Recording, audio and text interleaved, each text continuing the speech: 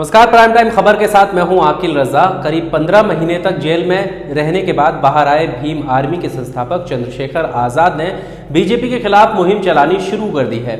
इससे पहले आपको बता दें कि चंद्रशेखर को राष्ट्रीय सुरक्षा कानून रासुका के तहत गिरफ्तार किया गया था। इस कानून को तीन महीने के लिए 4 बार बढ़ाया गया। उन्हें नवंबर में रिहा किया जाना था, लेकिन सरकार ने पहले ही रिहा कर दिया। वहीं चंद्रशेखर का कहना है कि सरकार के इस कदम के पीछे उन्हें किसी राजनीतिक साजिश की बू आ रही है।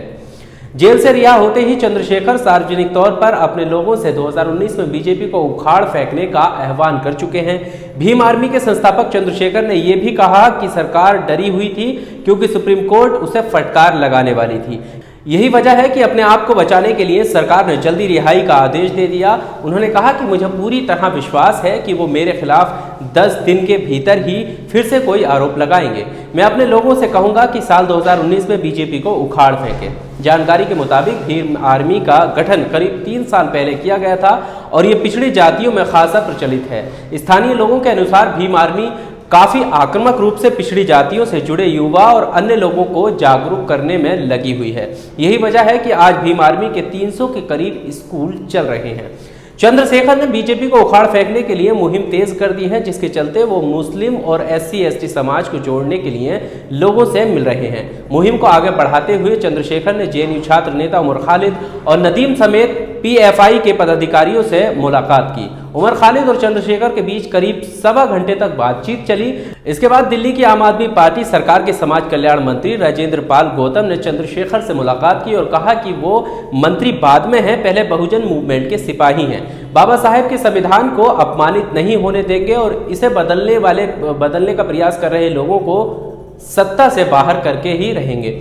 उन्होंने लोगों से एकजुट होकर बीजेपी को सत्ता से उखाड़ फेंकने का आह्वान भी किया।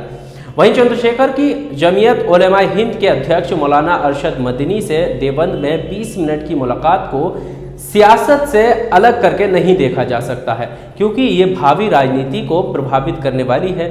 भले ही कहा जाए कि चंद्रशेखर सिर्फ मौलाना अरशद से आशीर्वाद लेने गए थे, लेकिन गैर सियासी भीम आर्मी बहुजन मुस्लिम के सहारे बीजेपी विरोधी दलों के लिए राजनीति को प्रभावित करने की तैयारी में है। एक सशक्त और गैर राजनीतिक मंच बनाने की बात भी सामने आ रही है। जमीयत और भीम आर्मी जल्द ही दिल्ली के जंतर मंतर पर अपनी ताकत भी दिखाएगी। ये मुलाकात इसी रणनीति का हिस्सा हो सकती है। 2 दिन पहले ही चंद्रशेखर से JNU के छात्र नेता उमर खालिद ने मुलाकात की थी और गुजरात से विधायक जिग्नेश मेवाड़ी ने भी मुलाकात की है। चंद्रशेखर भी कह चुके हैं कि वो बीजेपी के खिलाफ संभावित महागठबंधन को सपोर्ट करेंगे, लेकिन कांग्रेस की खामोशी और BSP सुप्रीमो मायावती का मुखर अंदाज इस बंधन की गांठ ढीली कर रहा है।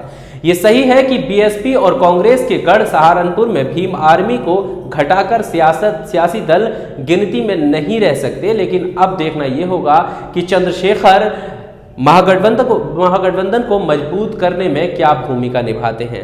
आप देख रहे थे NIN का स्पेशल प्रोग्राम प्राइम टाइम खबर। जय भारत।